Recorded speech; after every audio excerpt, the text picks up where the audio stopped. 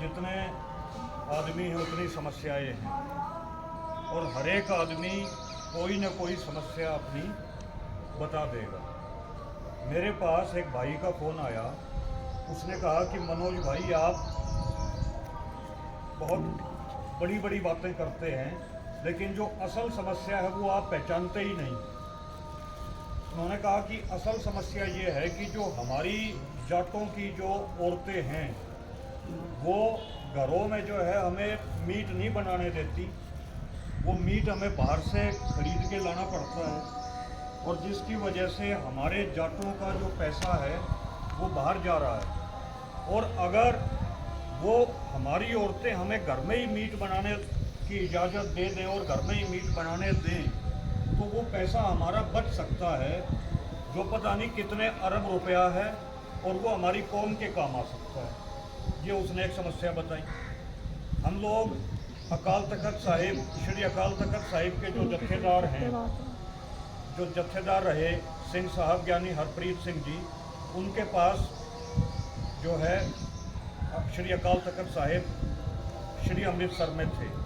उनके पास एक चिट्ठी आई हुई थी जिस चिट्ठी में उस भाई ने ये लिखा हुआ था कि जैसे मुसलमानों में मक्का मदीना के ऊपर से जहाँ काबा है वहाँ ऊपर से जहाज़ नहीं उड़ाया जा सकता, वहाँ ऊपर जहाज़ नहीं उड़ता, उसी तरीके से अमृतसर में भी जहाँ दरबार साहिब है या जिसे हरमिंदर साहिब है या जिसे गोल्डन टेम्पल कहते हैं, वहाँ ऊपर से जहाज़ नहीं उड़ना चाहिए क्योंकि लोगों के पाँव नीचे लटके रहते हैं और नीचे श्री गुरु ग्रंथ साहिब विराजमान हैं, तो उसमें बेअदबी होती है श्री गुरु ग्रंथ साहिब जी।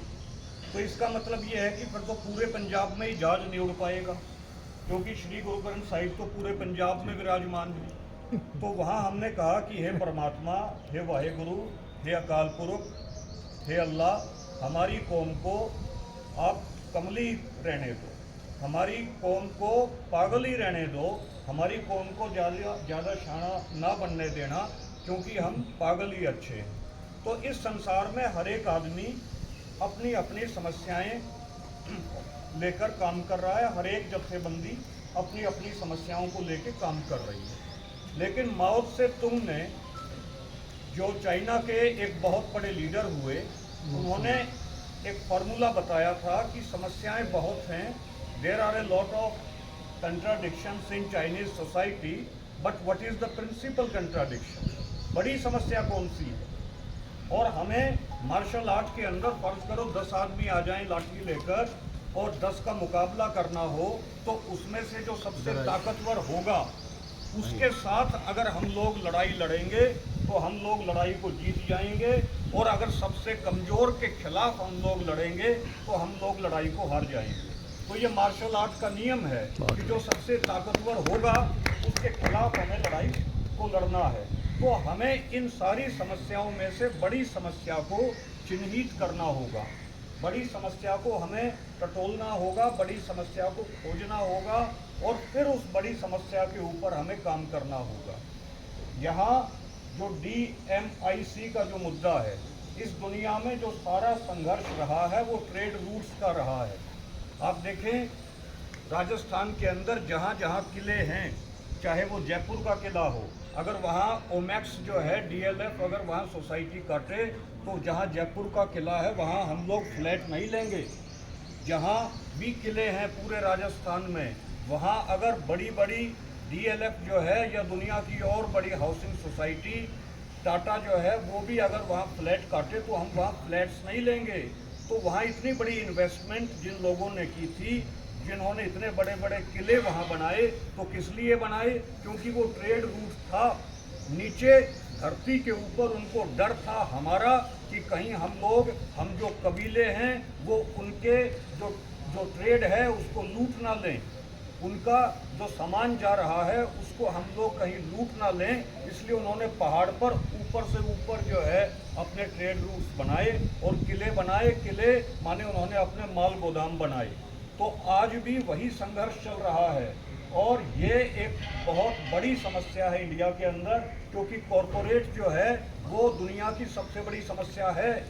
Corporate is the principal contradiction पूरी दुनिया के अंदर, मेरे पास एक आंकड़ा है, पूरी दुनिया के जो इकोनॉमी है वो इकोनॉमी 96.59 ट्रिलियन डॉलर की है, जिसके पूरी दुनिया की जो करंट जीडीपी है वो 96.51 ट्रिलियन डॉलर की है, जिसको केवल दुनिया की जो है 65 वेस्टर्न कंपनीज जो हैं वो कंट्रोल कर रही हैं, उसके 95% हिस्से को। माने दुनिया में जो कॉरपोरेशंस हैं बहुत थोड़े से लोग हैं, बहुत थोड़ी सी कॉरपोरेशंस हैं, कंपनीज हैं, वो पूरी दुनिया पे हुकूमत कर रही हैं और हमें आपस में लड़वा रही हैं। इसलिए हमें सबको एक होना पड़ेगा। और आज जो एक होने में जो सबसे बड़ी प्रॉब्लम आ रही है वो ये आ रही है कि हम लोग इंटेलिजेंस क्वोशिएंट तो हमारा बहुत मजबूत हो गया, कि हम लोग हाईली इंटेलिजेंट हो गए, सूचनाओं का अंबार हमारे पास है, लेकिन इमोशनली हम लोग बहुत कमज़ोर हो गए हैं। हमारा जो इमोशंस का जो क्वोशिएंट है वो हमारा बहुत कमज़ोर हो गया है। हम लोग जो गुरु नानक देव जी कहा करते थे कि जे तुझे प्रेम खेलन का चाहो, सिर धर तली गली मेरी आओ।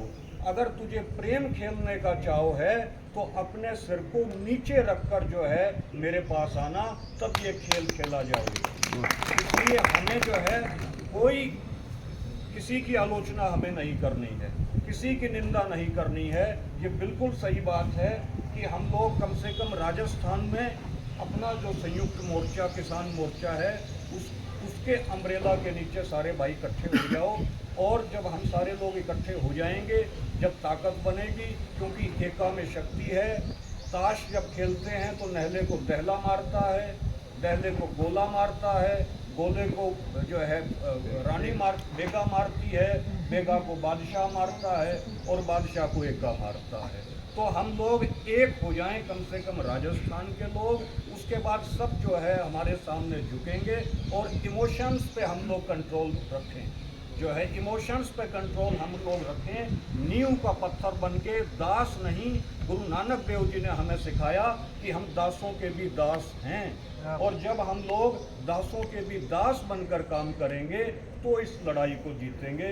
तो यही मुझे कहना है। वाहेगुरु जी का खालसा, वाहेगुरु जी की फतेह। धन्यवाद।